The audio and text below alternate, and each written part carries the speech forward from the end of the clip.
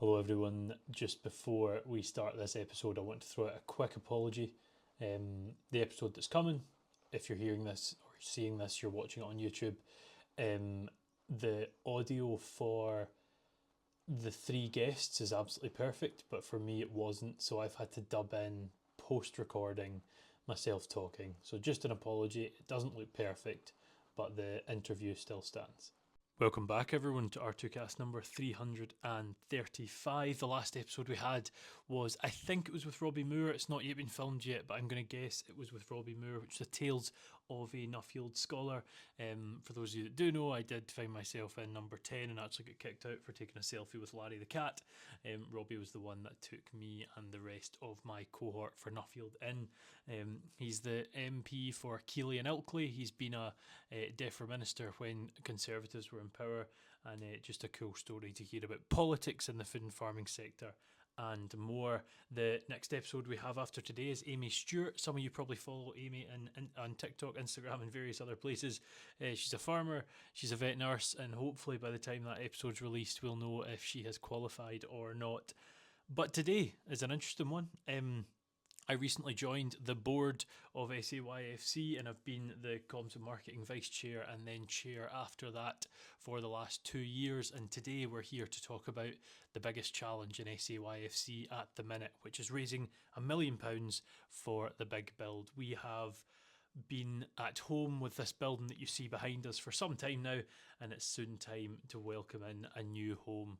So, Penny, Sheena and Alex, hello, how are you? Good, thanks. Good. Thank you. It's always different with a group than it is with one guest, and Alex, I've basically been told you're to go first. So could we have some background to who Alex Allison is? Does that surprise you with these two ladies? Maybe first the best. You never know. But, just for everyone, Alex, just give us a bit of background as to who you are. Yeah, well, I think basically I'm still a farmer. My son might disagree a lot of the time. Taking more of a secondary role now, he's driving the business forward. I'm also a local councillor and have been for now about 10 years. So I seem to manage to get a bit of everything into my life. A sheep man at heart. I hope the lambing's going well so far. Yeah. But as always, I'm perverse with these things. I don't like feeding them, and I call it bringing them out naturally, which is true because they last longer and can be gained at. I completely agree there. Sheena? I'm Sheena Monroe. I was originally Sheena Caldwell from Moscow in Ayrshire, and worked through there, then met Dave, got married, moved through to the east, and they say that you move east for a farm and west for a wife, so I don't know about that. I don't know whether he would agree with that or not. But I've just recently retired and enjoying life. Just before we get into another episode of the R2Kast People in Food and Farming, I would like to thank our primary sponsors, Howden Rural. The team at Howden Rural support me and allow the podcast to release as many episodes as it has done now for in excess of a year. I love showcasing what this industry has to offer, which I know you all enjoy, and all of this is thanks to Howden Rural. Let's get back into it. And that story of how you and Dave met involves that building sat there behind us. Last, by no means least, our CEO, Penny. Hi, I am Penny, and I am mother of two, wife of Jim, live in sunny Ayrshire. I am originally from Fife, though. Once a Fifer, always a Fifer. So not classing yourself as an Ayrshire gal? No. The whole point of this episode is to talk about Big Build and why it's so important that Young Farmers has a home like it has with that building behind us, and what we have to do in the coming year to make sure we continue that on. But before we do, I want to hear about you guys' experience with Young Farmers. So starting with Penny, tell us about your time as a Young Farming member. So I was a member of Bill Baxter ADS way back in the day. I wasn't actually an office bearer ever, so I think that might surprise some people. I think, went along to my first meeting when I was 16, the confidence that I gained from it, the network of friends, And then that actually then was probably a natural progression to then go on and study agriculture as well. I don't think I've gone to Young Farmers. I necessarily would have done that. So that sort of naturally then led on to me then going to work for the local machinery ring, and it was the training side of things I was involved with. And then, Wallace, you'll be too young to know about this. So Young Farmers used to do proficiency tests. And so when I came to work for Young Farmers in 2002, it was actually on the proficiency test side of things, and then slowly got more and more involved with the young farmer side of things, and that's where I ended up where I am today. Do you think you'd have studied agriculture had you not went to Young Farmers? I have no idea. And it was quite nice because my guidance teacher or careers advisor was a past young farmer, and she did speech making and was really involved with the club as well. And actually, so when I went to her and she knew I was involved with young farmers, she was like, well, have you considered studying agriculture? So if she hadn't had that conversation, then I might not necessarily have ended up where I am now. And there was a few years ago, she came into the centre of the show, and I had that conversation with her about how I am actually here because of what you told me to do. So, yeah. But that's so nice to hear, because we're all aware of what it can offer and the opportunities it gives. But it's nice to see someone that really came in from an external perspective and has found themselves obviously in the position you are now, Penny. What about you, Sheena? I remember my dad was chairman of Comores Young Farmers, and I remember the first time the chairman came round and visited all the potential members, so that there was a face that your parents knew that would, if you're needing a lift, we'll come and pick you up and we'll do that. So I joined when I was 15, was on the committee at 16, and was past secretary at 2020. So, my 21st was a month after finishing as secretary, and then I went on to Ayrshire secretary, West Area ladies chairman.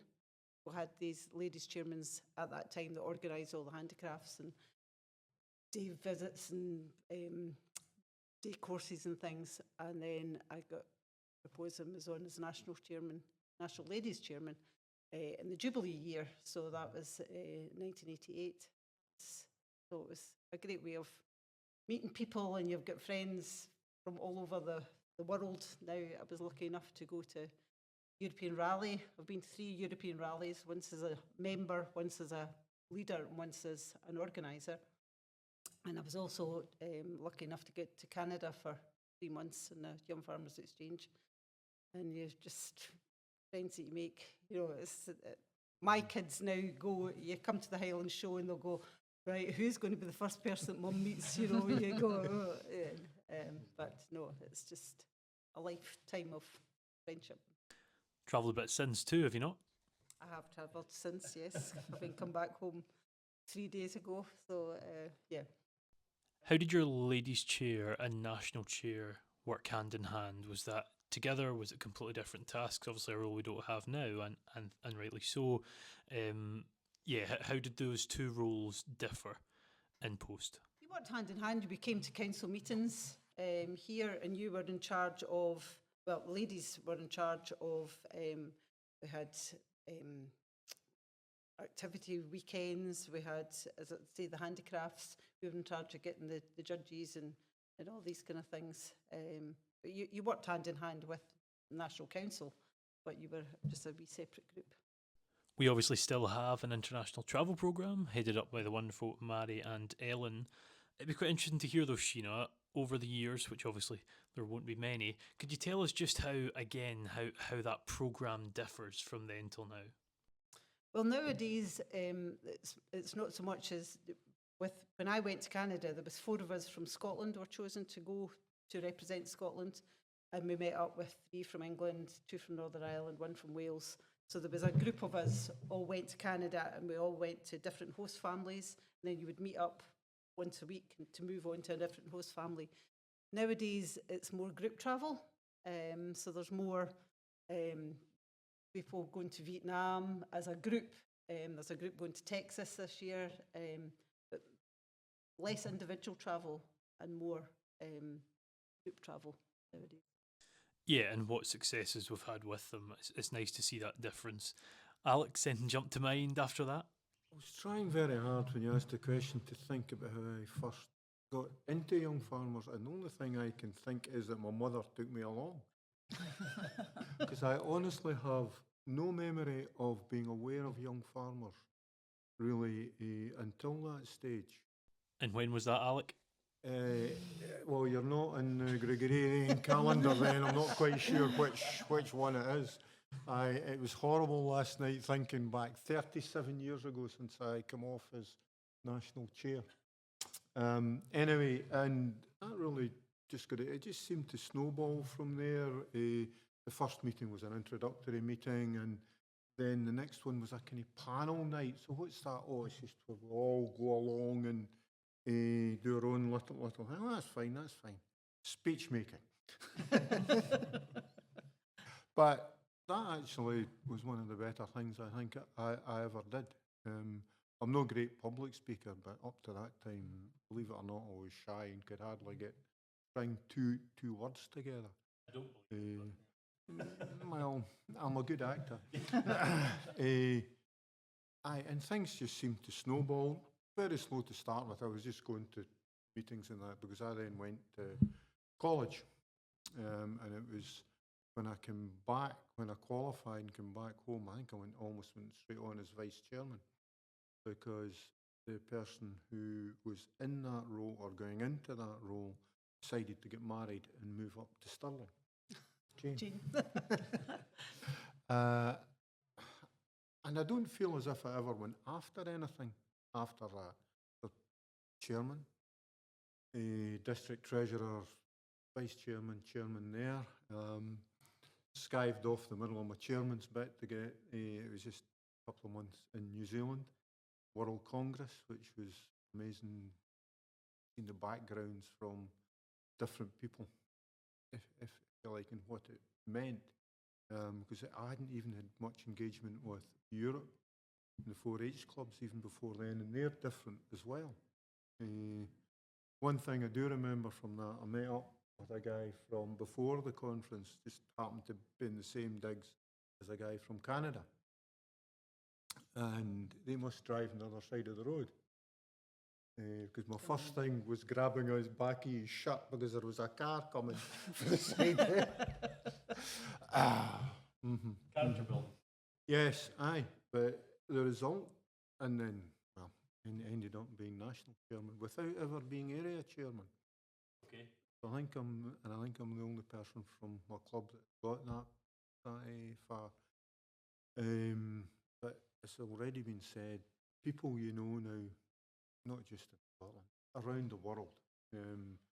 If you remember a few years ago, there was a earthquake in New Zealand. Well, the first thing I did was I phoned up one of the guys I stayed with because he stayed just outside Christchurch. And it had been years since I spoke to him. It was as if it was... That's it. Pick up from... Pick up. Aye, aye. We've just seen Ali Brunton step down after a fantastic year as national chair with Gillian Kennedy ready to take the reins, and it's an exciting time to see where she takes the organisation following on from Ali. But Alec, tell us, 37 years on, similar to what I asked Sheena, how that role differs to now. Everything's much the same, but it's totally different. I honestly believe that I had a much easier ride than what the office bearers do today. I think the staff did a lot more. And that's no discredit to the staff just now because it was a different setup. We had area offices. There was offices in the west, north, although the east used the building behind us. Not international, the exchange visit programme is the one that I see the biggest change in because that was individuals going out to a large number of countries. Now it's these groups going out, and there are reasons for that. Some competitions have changed, many haven't. Stock judging, you could have come in any time since I think the first stock judging competition and you would see roughly the same things happening today. Speech making and drama are two of the ones that don't seem to have the same hold as what they had, although it was very pleasing last night to hear from the North area how there was a lot more activity and a lot more teams coming forward for their speech making competition. You can't underestimate how important these things are, and it won't be for the things that the people competing in them find. They'll be competing because they enjoy it, for the enjoyment, for the experience. But a lot of the things you learn through doing that without realising it are very important for all aspects of your life. So you've heard what Young Farmers has meant to Penny, our CEO, and Sheena and Alec, both our president and soon to be president. But the reason we're here is to talk about Big Build. And as you guys can see behind us is the Young Farmers Centre, which has been home for so long. But before we get into why it's important and what raising money for it will do, tell us what that building behind us there means to you. And I'm going to intentionally, for a reason, because of how I know it's impacted you, Sheena, ask you to start. So Sheena, what does the Young Farmers Centre mean to yourself? Oh, gosh, there's lots of things. All the meetings that we had here, and Jean's baking and cooking that we used to have. We always had a meal when we were there. But it's, as I said before, that's where I met my husband. One of my friends had said, oh, he's quite all right. And she said, oh, and at the end of the Highland show, you had to hang up the curtains across the front door because they had been taken down, so we had to hang them up. So Dave very kindly stood behind me in the ladder to help me put the curtains back up. Gentleman. Oh, a gentleman. And then the day that we got engaged, the new path was put in at the front of the centre there, and they put a time capsule in, and I was, nobody knew that we had got engaged or whatever, but put a time capsule in, and then a number of years later, I don't know how many years, it was dug up, and it was in a cool box that had leaked, and everything was full of water. There was nothing left in it. But when I was National Ladies Chairman in Jubilee year, so I got the pleasure of showing Princess Anne around the Young Farmer Centre. We had a Jubilee camp that year that clubs were encouraged to come in any means of whatever. There was caravans, there was buses, there was sponsored walks, there was everything. And we came and we had it out in the main ring there. We all got together, and it was just DJ, Radio 1 DJs, and it was amazing. Reid. Who was it? Reid. Not the DJ we had. Oh, I'm not sure, but that was a great getting together and making a big 75 and having a plane flying over to take the picture, and it was a great getting together. Everybody had a great time that weekend. I meant to actually ask you that. The Jubilee year, what was it? What did it mean, and what was the year like? Oh, it was the 50th anniversary of the Young Farmers, and everybody was just out to have a great time. It was, I remember having the stocks. We were in stocks there, and somebody coming up, and it was all muddy at this thing, being rubbing your face with mud, and it was. But again, that when Dave and I just started going out with each other, and he had an RX 2000, and I thought this was just that was the pinnacle of. It's not just quite all right, is it? Nice car as well. But no, it was just, and as a gift, this always bugs me, because as a gift, the boys got lovely ties. Now that was maybe, I'd be in my 20s. The ladies got headscarves. I mean, who needs a headscarf with the Young Farmers logo on it? Have you still got it? Yes, I still have it, yes. I think we need to sort you a tie. What did the tie look like? Oh, it was just... I've got the wrong one with me today, but there was different colours of ties to negate who you were. If you were a national office bearer, you got a silver one. I think blue was for council members. Green, I think, was members. And I'm told there was another one, but I don't know where it came into. Maybe it was staff. I don't know. Definitely a burgundy one as well. Mm-hmm. No, but we just got a headscarf. So we, not that long ago, had this bargain bin of young farmers' stock we found in the building. And we'd put these ties in it, not realising what they were, and Alec came in, was outraged that we did it and bought them all. Because they were for special people. They shouldn't just be in this. Access. I never use the word special people. You know, it's great though when you're talking about the Jubilee, how you can take decisions. And when you think back, how stupid were we? I think it was Runrig at that time who were just, who weren't quite known. And we were trying to decide what entertainment we were going to have at the camp. And so Runrig's name came up. They were fairly cheap, but somebody thought they had a reputation for having quite a wild following. And we thought that wasn't a type of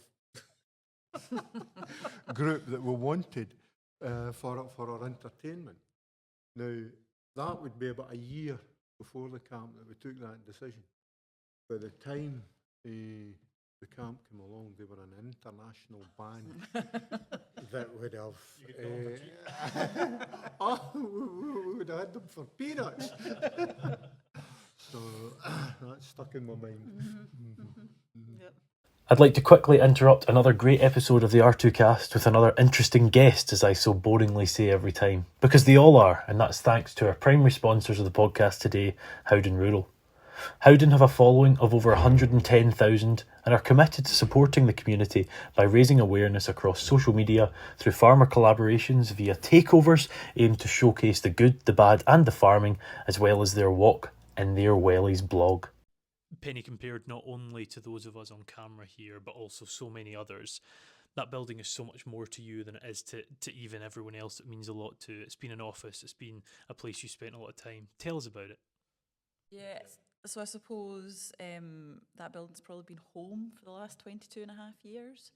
If you want to sort of quantify it that way. I think, you know, Highland Show's always a highlight, and it is the busiest week, and it is chaos, but it is great chaos, and it sort of tops your battery up for the next 6 months as well. Yes, it's that buzz of Saturday, the stockmanship programme, when we used to do the presentation out the front as well, and you could watch the winners from the balcony, and you knew who Stockman of the Year was, and you could watch, you know, and the hairs on the back of your neck go up just before it's announced. So there's that, but there's just, you know, it's the day-to-day of being in that building. And I suppose when we announced recently that we wouldn't be using it at the show, there was a lot of chat on Facebook about, oh, imagine the memories and all these great memories. But actually, for me at the moment, it's a bit of a negative, because we do need to get rid of it. We do need to, you know, it's cold, it's not been a great atmosphere for staff. And I think once it's down, then I'll start getting nostalgic about it. But when we're sitting here, there's a few things. So the new paving, which must have been done about 10 years ago. So Alan Grant, National Chairman, he started the work on the paving. He was supposed to do the whole job, but we'd get somebody else to finish it for him. But that was when we dug up the time capsule as well, and the flagpoles. Jim Smith, when he was National Chairman in 2005, the comedian, he put the flagpoles up on the Thursday morning of the Highland Show as well. So there's just little things like that that members have always been involved in developing and that sort of thing, and making sure that the jobs are done. So even like, so today we've got final day of clearing the centre, and it's the members that are coming to help do that and make sure everything is removed. We always used to have by the beginning of June, every day all council members all came and cleaned the hall before it was all set up for the handicrafts. That was the weekend that everybody came with their kids and everything. Most people came and cleaned the whole place up to get ready for the Highland Show. It still happens, to be fair, and it's the plan for today, and it's something I quite enjoy. He says, with the plans to run away before it happens. But Penny, has it always looked the way it does now? No. So it was built in different stages. So the first part was the late 1960s, and then so that would have been the hall and really just an area either side of the entrance, and then the first level would have gone on it, and for a long time sort of had this block along here. And then the block on the left-hand side, which looks slightly different, was built in the 80s. So there used to be stairs going up to the balcony externally as well. So that's where it is. I mean, other than that, we removed some walls upstairs to make it a sort of open plan area upstairs in the offices. But other than that, I think it's as it has been for a long time. The development of the centre has been coming for maybe about 7 or 8 years. So it's not been painted. So it potentially could look slightly better now, but actually there was no point investing when we knew inevitably this was what was going to happen to it. Any standout memories for yourself, Alec? I think it changed over the years. Quite honestly, when I joined young farmers, it didn't mean zilch to us. But it was as you then went through the organisation, if you like. I can remember my first council meeting in there. It took, I'm going to turn away, but it took part in the whole foyer right back into the hall. It seemed like 10s, 20s, 30, 40, up to 100 people there, it felt like. I've no idea how many were there. But that's when it then started to have a different kind of feel to it. It was the hub at that time through organisation, being able to do things. Because remember, we also had an office in the West. So it was only then really at the Highland Show that we started to see that more often. I think that would be a fair comment. But where it went after that, it wasn't so much the fact that it was a building there, it was what it represented. It's where you met people. Once you weren't competing and involved anymore, you were sneaking in to see what happened. Handicrafts, was no great shake at, but it was always interesting to see the clubs that were coming forward. In later years, I remember that name when I was, and it's that heritage that builds up over a period of time. It's also the symbol of you knowing people and, I bumped into him at the Highland Show. It would be here. You go in there and you meet people maybe once a year or once a decade, maybe even in some cases. But you always know them. And it's that it's a home now. That's how I feel about it. And you always remember your first home. Yeah, you're absolutely right about remembering your first home. Sometimes, given my experience, I probably shouldn't, but that's a different story. I like the point you raise about at first, as a grassroots member, not involved at national level, it wasn't important to you. I think that's important itself to note, because it's not something you see all the time, but once you understand the sort of home of young farmers and the importance there, it's worthwhile then. Yeah. I mean, you're saying it's not important, it doesn't appear to be important, because the organisational side of the association is not something you're thinking about as a young member. But if that doesn't happen, the things that you enjoy as a young member won't happen. And therefore it's important, I think, in that sense. You mentioned, Penny, about the inevitability of something was going to change eventually, and the building had got to that point of probably past repair. Is there plans for change? What are we looking at this point in time? So so it's quite exciting times and things are moving quite quickly at the moment. So actually on Monday, demolition starts, which that's came around very quickly.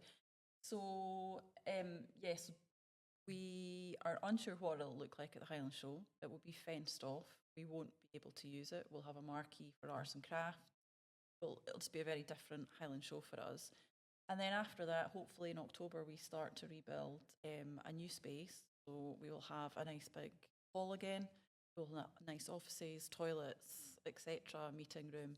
So we'll be able to have that home again. So Alec talking about having council meetings in the foyer, latterly it's just so cold in there that you would be sitting there with heaters pumping and you still wouldn't feel it because the draft going through. So I think that, just when Alex was speaking there, I think that's really important actually, that we will be able to use it. 'Cause at the moment, for the last few years, we just haven't, because it's just not a nice place to go. So to have a nice brand new facility for the different committees to meet and look at the association's future in a nice environment. And also potentially we need to do something with the archives as well. So how do we include sort of heritage of SEYFC into the new build as well. At the moment, we've moved maybe 100 archive boxes out of there into our current office, and actually, before we move back into the new build, it's an opportunity to do something properly with that as well. So that's an exciting part, but a big time factor with that as well. So that's quite exciting. So yeah, so new build, we hope to definitely be up for the 2026 show, starting, as I said, on the 1st of October, hopefully, or round about there. And hopefully, not hopefully, we will be finished for the show if I have to start building my I'm own. checking to see if you've got your fingers crossed. And that, I mean, it's really exciting. It's the biggest challenge that I will have had in the 22 and a half years that I've been with Young Farmers, because of the funding we need to find to actually build it as well. It's been a real learning curve so far with the planning as well, and what should the building look like, and speaking to the architects and things as well. But again, exciting in a way. But yeah, we really now need to focus on how are we going to raise the money to actually be able to put this project together. Will it look different to what's behind us? So it will. So we are really lucky at the moment. We've got a lot at the moment that we won't have in the new build. So things like the bifolding doors at the front, we're not having that. We'll have something more practical. We will only be on one level. It will be slightly smaller. Somebody asked yesterday, will the new build have enough rooms to do the reasons at the Highland Show? Now, I'm not building 6 little offices just for the reasons at the Highland Show, so we will still have to outsource some of that at the show. But it will be hopefully a bit of a hub as well, just for other rural charities potentially can come and use our office as well. So more of a sort of collaborative thing. If you look back 5-10 years, everyone was office based, and now a lot of us are sort of hybrid as well. So that office space has to be designed accordingly as well. It's maybe a good point to note that the current centre isn't actually used as an office. It's not got really anyone in it apart from those 4 days at the Highland Show. What can we expect to see with this new building? Is there going to be other people with offices in it? Are you guys going to be based in it as well? Yeah, I mean, hopefully we'll be able to use it more. I mean, at the moment, there's no heating in the big hall in there as well, so we don't really use it. But if you've got a nice space that's got heating, good lighting, good acoustics, then we'll be able to use it more, and other organisations as well will hopefully be able to utilise it as well. So the rural sector should be able to benefit from it as well. Alec, literally the $1 million question. How can people support this? Raising money. It's very boring but very simple. It's interesting. I think we're looking, it'll be around the £1 million mark that, and I was young once, that seemed like a heck of a lot of money. It maybe still is, but it's certainly achievable. In fact, when we look at it compared to when the original building was put up, the original building, I think, was under £50,000 to go up. But at that time, that's the equivalent to us spending $1 million today. It's not like we're really going overboard. We're putting something in place that is immense benefit to the young farmers, both for what we do, whether you're given reasons for the still judging or not in it. The way it presents young farmers. Yes, these 4 days at the Highland Show are just 4 days, but they're 4 very important days. And it gets us in that top step of the stage, if you like, with all the other rural organisations that are around here. And then when we go and look for sponsors or support for something, there is a greater feeling and knowledge of and for the young farmers. And that is so beneficial. It's incredible just how that all pans out. Now, we've already covered, Sheena, just how important this place is to yourself and your history along with Dave. But just how important is it? What does it mean if we don't have a centre? Every organisation needs a headquarters, and this is going to be our headquarters. So it's maybe not have the same curtains, it maybe not have the same time capsule. You never know, we might plant a time capsule that'll work this time, yeah. But it's just the hub, you know. And if anybody's at the Highland Show, you'll say, I'll meet you at the Young Farmers Centre at such and such thing, because it's, it's an iconic building. So, I'll meet you there at such and such a time. And I mean, I was just thinking back there, I remember being, we used to do floral art competitions in there, and I remember leaving the Highland show at 3 o'clock in the morning, having been at a reception there, leaving the show at 3 o'clock in the morning, Mr. Laurie from Clithwell Towers leading his cow to get ready for the presentation. Morning, Sheena. Oh, morning, Mr. Laurie. And getting home and starting work at 8 o'clock and jumping straight in the car to come back to that the same night. And you do that for 3 or 4 nights. And you just, it's just, we just need a new headquarters. Yeah, but I've been thinking as well how we could celebrate that fact, that we're going to have a new building. And I'm just wondering, bearing in mind how Sheena's married life started, whether we shouldn't be having an event for her to reaffirm her vows. Oh, Dave would love that. No. It's got to be the first event. I'm sure there's a lot of other people have met in there as well. You're the one that said it on record, though. Well, that's it, yeah. One thing very important to mention, we know where the Young Farmers Centre normally is. It's going to be different this year. Where can we find us, Penny? So we are going to be, I don't know the name of the avenue to be honest, but it's across from the Scottish Farmer building, very near to the clock tower, so the other side of Ingliston House. So we'll have a marquee there for arts and crafts, general information. It's smaller than the stand we're used to, so it is primarily arts and crafts. And then we will probably still have a presence outside the Young Farmer Centre. So if anyone has any questions about the big build, then we will be able to answer those and also then pinpoint where the marquee. Yeah, a lot of the crowd are there for the arts and crafts, really, aren't they? So yeah. Yeah, maybe we should just reaffirm, be serious for a minute and ask everyone just to try and do their own little bit for us to raise that funds, because although we believe it is achievable, it's not going to achieve itself, and it's going to need a lot of effort from everyone. So no matter whether you can do a big bit or a little, do it for us and produce something for the next 50 years. That's how long the first building has lasted. I think back to the Highland Show as well, I think the not having the centre really highlights how much we need that centre at the show as well. So there's a lot of activities that are really being cut back. So there's not really going to be any receptions, which is always nice. We normally have agri affairs. We normally host something for the YFA, which we just won't have space this year. And also things like the stock judging, which is a bit of a logistical challenge, is having to be put somewhere else completely. So won't even go near the marquee. And so the importance of having that base and having the space. And I know again it's just the 4 days, but actually it is the highlight of everyone's calendar, so it is. It's really important we have something.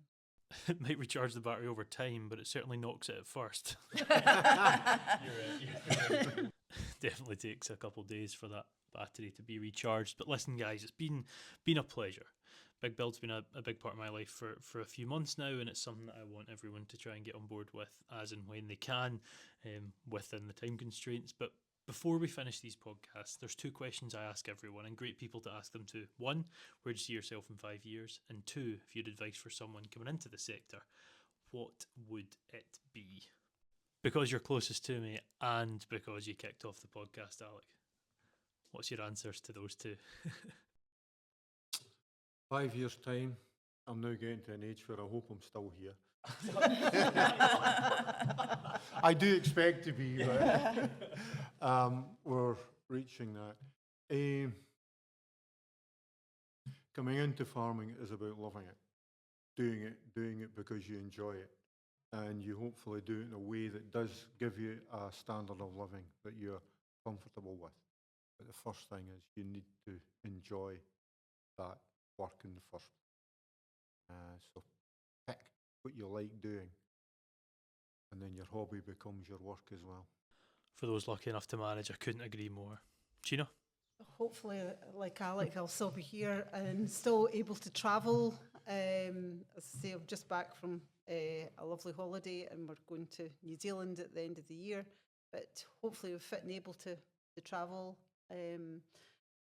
I wasn't in farming. I came from a farming background, but my husband was a grain merchant. We've both just retired, And again, it's just about the love, because it's a very lonely occupation, and I think being in Young Farmers, you have a network of friends that you can chat to about, and Farm Strong and RSABI and all these kind of things are there to help the mental health thing, but I know it's a very lonely thing, and Young Farmers are great to have a connection to join. Penny? So in 5 years' time, I'll be sitting in my lovely, warm new office. I will have the challenge that my eldest daughter will be Young Farmers Aid. She's adamant to not join her dad's club, but the neighbouring club. Go Crossroads.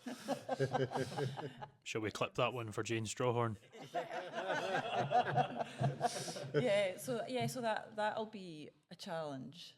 But I need to hang on as well, because RAS give out those long service certificates when you get to 30 years.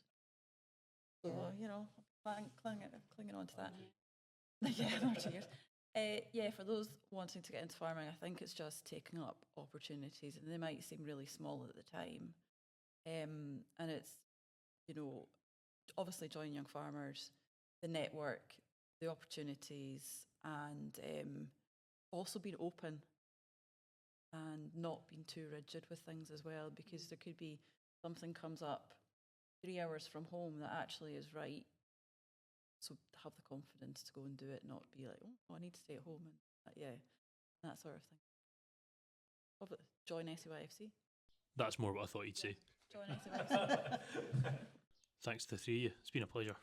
And for those of you listening, that's been Penny Montgomery, Sheena Monroe and Alec Allison talking about the importance of supporting our Big Build campaign.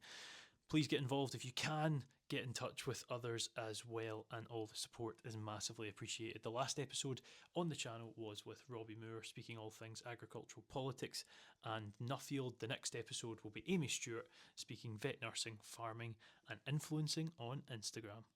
See you for the next one. Just before you go, I hope you've enjoyed another episode of the R2Kast, and I'd like to remind you to check out our primary sponsors today, Howden Rural.